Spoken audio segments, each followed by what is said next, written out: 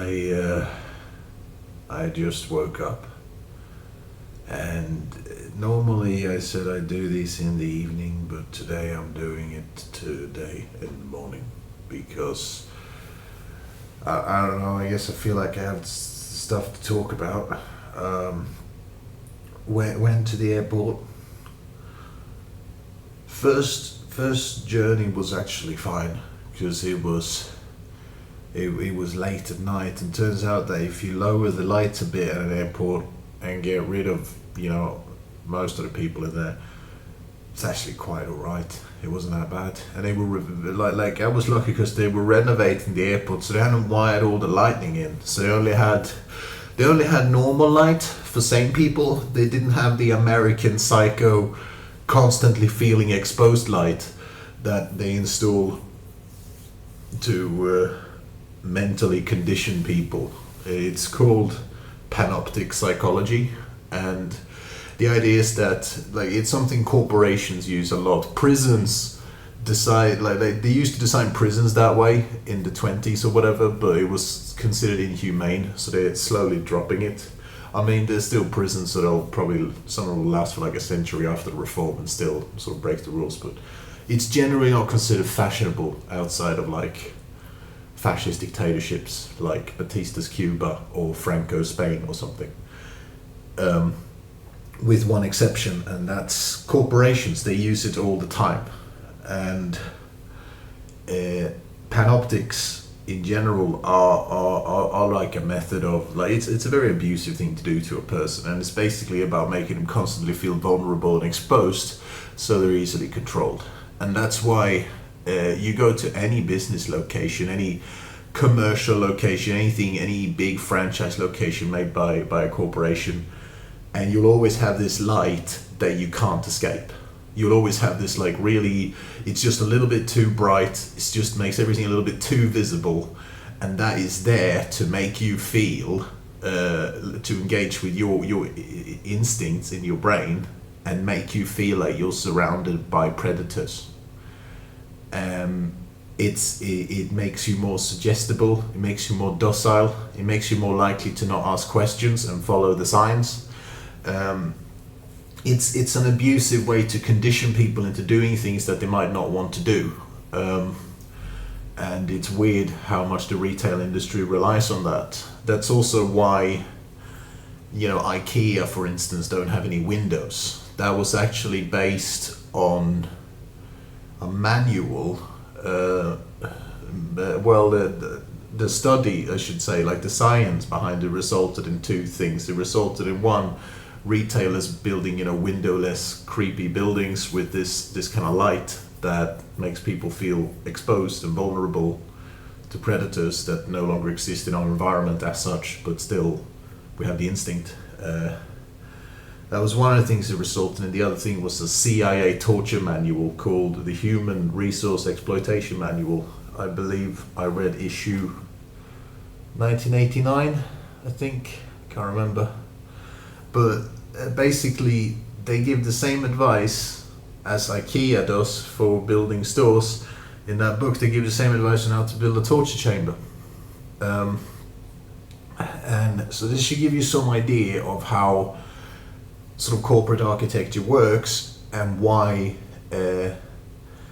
it's so unbelievably hostile to autistic people. Because one of my theories is that autistic people, one reason autism occurred as an evolutionary trait has to do with how a big part of anthropological history comes from this kind of weird, almost faction war between humans who believed in cannibalism and humans who didn't. And you'll find this in almost any society, and that's also why a lot of indigenous people are unfairly often classified as cannibals, because they have these legends of cannibals. Most famous one on the internet today is probably the Wendigo, but there's other ones too, like the Saskets, or whatever, cave dwelling cannibals, things like that. And I think, that went on in Europe as well. Obviously, it went on everywhere, and it resulted in usually these tribes, these factions. So you had like these cannibal factions and non-cannibal factions, and of course, for the most part, the non-cannibals won, and here we are today in our sort of modern state. We don't eat each other, but that doesn't mean that we can't be predatory, though. But that was like a thing in human development. It was this kind of battle between the cannibals and the non-cannibals, like back during cave times. And I think one reason autistic people, the way we evolved that we did, was because we're cannibal detectors.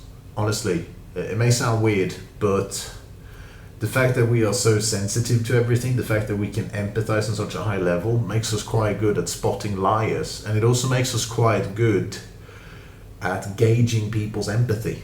If you have autism, and you got all these sensory traits that always makes you feel uncomfortable and worried, well, that's a great way to tell if someone's a cannibal, because if they're a good person and they see that you're hurting, they'll be like, oh, what's wrong? Can I help you somehow? Is everything okay? But of course, if they're a cannibal, they're gonna be creepy about it, right?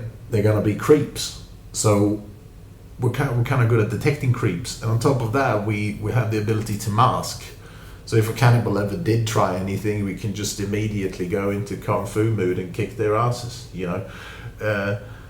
So maybe it's something to do with that.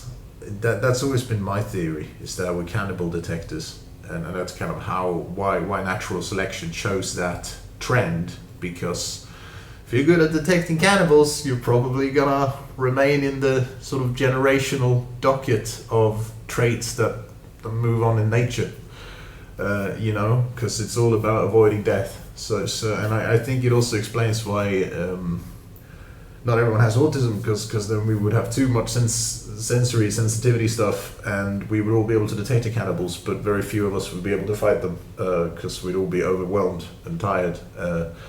But I think it has to do with that, and I think that's also why we have such a strong fear of the uncanny valley, of humans who don't quite act like humans. They probably remind us of sort of ancestral instincts regarding cannibals, which were predators that looked like us and behaved like us, but still wanted to eat us. And that's probably the most dangerous predators we've ever faced, so it makes sense that it gets really ingrained into our heads and that it affected human evolution. That's what I suspect. It's just a personal theory based on reading about anthropology and like ancient folklore and stuff, and old legends, and I think it makes sense. But anyway, so that's why we are so sensitive to sort of hostile architecture and corporate architecture, with these sort of creepy lights and with the windowless stuff and whatever. Like, we're detecting predators. We're detecting like, oh, something in this environment is trying to weaken everyone. Someone is trying to prey on us, So we're detecting that, and as a result, it just exhausts us, because we feel this sense of constant, emergency. Like, we're obviously in a cannibal trap. The cannibals have trapped us in this windowless place that's full of light we can't escape. They're gonna start crawling out the vents at any moment with spears and kill us. Of course, that doesn't happen, but we're still detecting predators, is my point. It's just corporations. They're a different kind of predator, but they still predate upon people. Sometimes in more ways than others. Sometimes it's predatory loans, other times it's the Epstein files. But, we're still cannibal detectors. We're just detecting a different kind of predator, I think. And I'm going to explain how that works. I'm going to explain how that feels like, because I don't think a lot of people get it. Like, there is this idea that, like, autistic people, we're sort of fussy and we're sensitive and we can't quite deal with this and that, and it's just, it's too much and we get a bit stressed. No, that's not it at all. That might be true for basic stuff, like if you're wearing your shirt inside out or something like that. That might be something that bothers us. We'll be like, hey, could you turn your shirt around? Your shirt's not right. The cannibals are going to get us unless you turn your shirt around. Stuff like that. But when it comes to the big things like the evil, creepy, predatory lights and stuff like that, it's different. That causes us pain, and I don't mean I mean actual physical pain. Because like people say that autism is a sensory disorder, and yeah, I mean it is. I wouldn't say it's a sensory disorder. You know, we are really good at detecting predators. No one is accommodating for us. It's not a disorder. If you just let us become good at detecting things and use that somehow, we'll be perfectly orderly. It's only a disorder because society thinks we have no value. So first thing, but it's a sensory ability. I'm gonna give myself some credit here. I'm gonna give all of us some credit. It's a sensory ability. And as such, it also affects your nerves, right? Because your nerves and your senses are closely tied together, and a lot of the damage you get when you have autism is nerve damage. And nerve damage isn't taken very seriously because there's like there's different kinds of nerve damage. There is nerve damage that's like physical, and you get like a physical disability. That stuff people care about. Like that, you get doctors, you get healthcare, you get surgeries, whatever you want. They'll take care of you.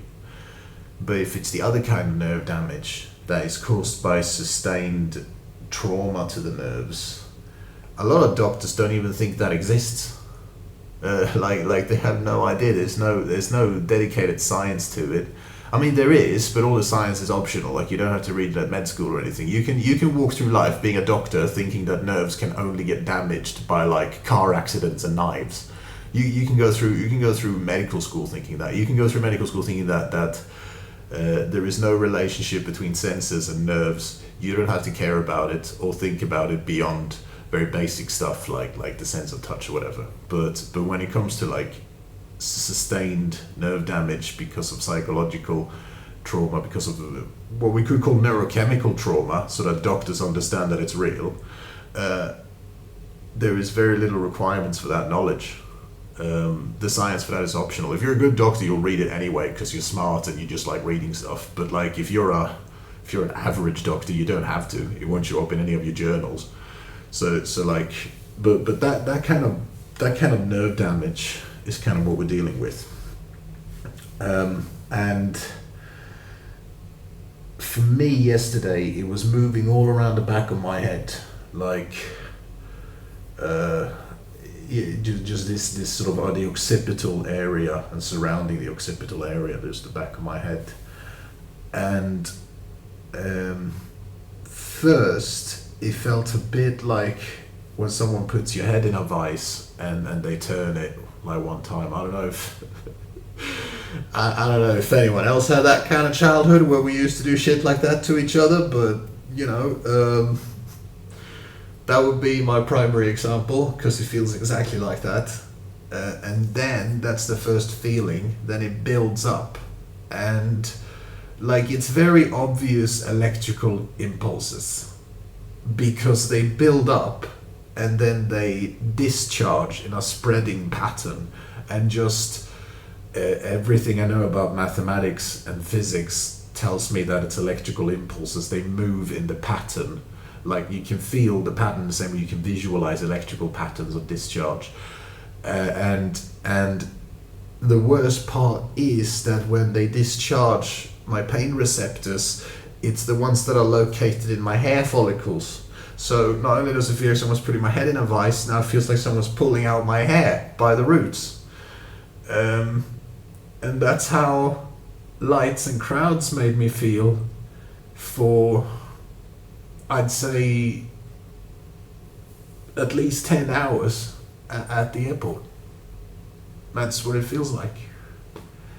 And it's the same in shopping malls, it's the same in parking buildings, it's the same in hospitals. The predatory corporate light is everywhere in large buildings, and it doesn't have to be. You can give people hiding spots, you can give people quiet areas, you can give people places where they don't feel exposed, where they feel sheltered, where they can take a moment to relax before they walk into the big wide valley where everyone can see anything you're doing at all times.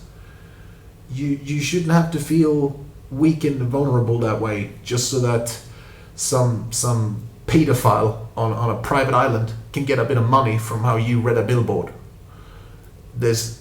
it's a stupid way of arranging a civilization, and I'm only calling it a civilization on a technicality because we got roads and that, you know. I'm just saying.